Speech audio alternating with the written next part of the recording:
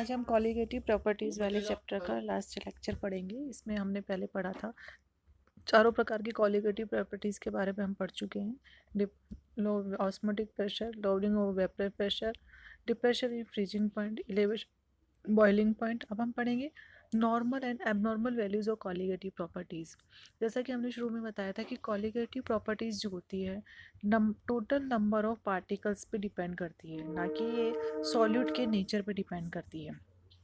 यदि सॉल्यूट कोई non electrolyte है और यदि हम उसको सॉल्वेंट में डिज़ोल्व करते हैं तब तो जो हमारे ऑब्जर्व और कैलकुलेटिव कॉलिगेटिव प्रॉपर्टीज़ होती है वो सेम आती है।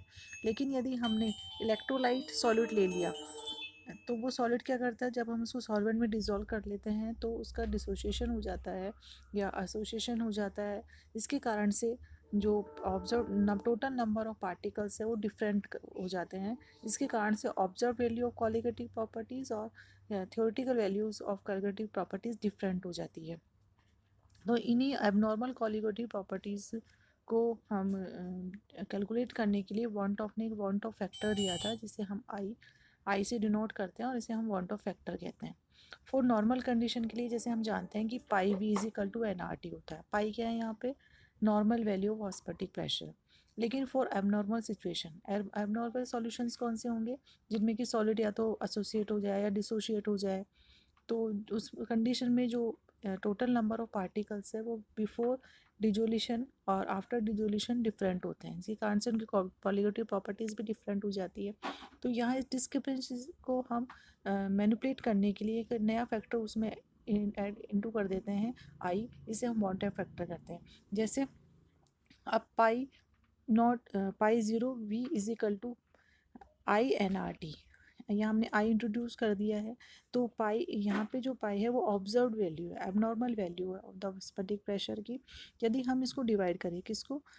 इक्वेशन 94 को 93 से डिवाइड करें तो हमारे पास आ जाएगा आई इज इक्वल टू ऑब्जर्व्ड या एबनॉर्मल ऑस्मेटिक प्रेशर अपन थ्योरेटिकल या नॉर्मल ऑस्मेटिक प्रेशर। सारे कॉलिगेटिव प्रॉपर्टीज़ के लिए ही है ये। तो यानी कि हम एक जनरल बोल सकते हैं कि i is equal to observe colligative property upon theoretical colligative properties. Colligative properties चूँकि डायरेक्टली प्रोपोर्शनल होती है किसके? टोटल नंबर ऑफ पार्टिकल्स की। तो आई इज इक्वल टू हो जाएगा observed number of particles upon theoretical number of particles. इस प्रकार van't Hoff factor is the ratio of observe value of colligative properties to the theoretical values of the colligative properties. अब हमें पता है कि colligative properties होते हैं inversely proportional होता है किसके? मॉलिक्यूलर वेट के। तो आई इज इक्वल टू किसके बराबर हो जाएगा? थ्योरेटिकल मॉलिक्यूलर वेट उल्टा हो जाएगा upon observe molecular weight M O के। तो i is equal to M T upon M O. Calculation, अब हम इससे एबनॉर्मल वैल्यूज़ है, इसे हम किसको जिसको डिग्री ऑफ डिसोसिएशन और डिग्री ऑफ एसोसिएशन को भी हम कैलकुलेट कर सकते हैं।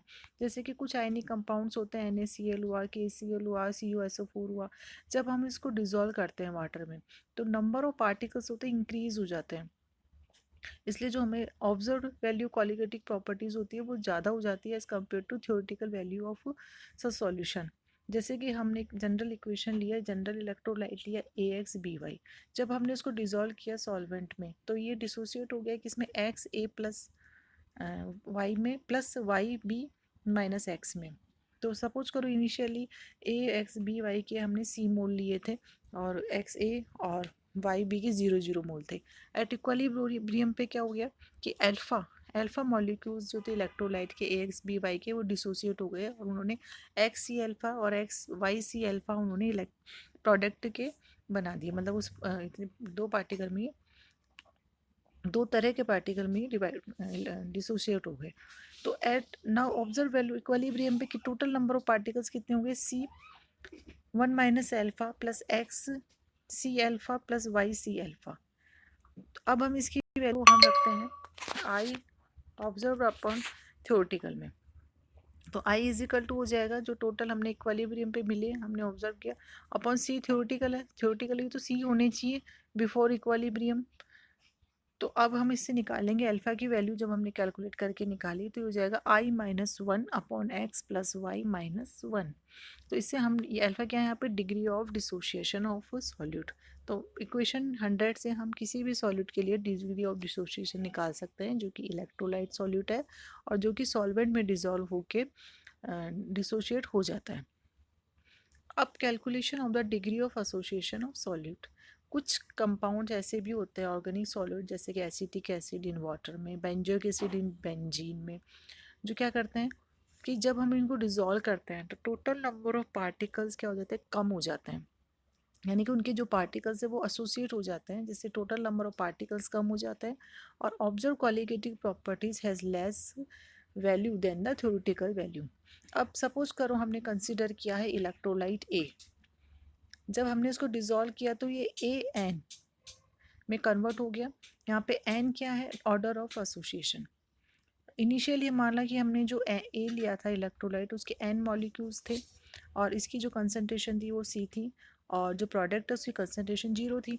एट इक्विलिब्रियम पे क्या हुआ कि उसके सी अल्फ़ा, अल्फ़ा क्या है यहाँ पे, डिग्री ऑफ डिसोसिएशन।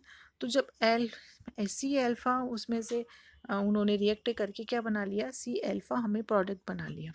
पर चूंकि उनकी वैल्यू कम हो गई, मतलब नंबर कम हो गए, तो एन से हम उसको डिवाइड कर देंगे। अब हम टोटल नंबर ऑफ पार्टिकल्स निकाल लेंगे।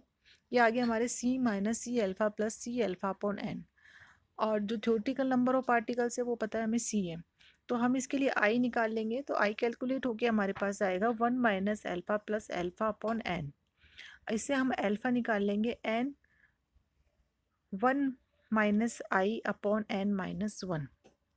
तो यहाँ पे एन क्या है, जितने नंबर ऑफ पार्टिकल्स वो एसोसिएट हुए हैं, यानी कि कितने पार्टिकल्स एक एसोसिएट होके उन्होंने एसोसिएट पार्टिकल बना लिए, वो है यहाँ पे आई। यहाँ पे वांट ऑफ फैक्टर है और अल्फ़ा यहाँ पे डिग्री ऑफ डिसोसिएशन है।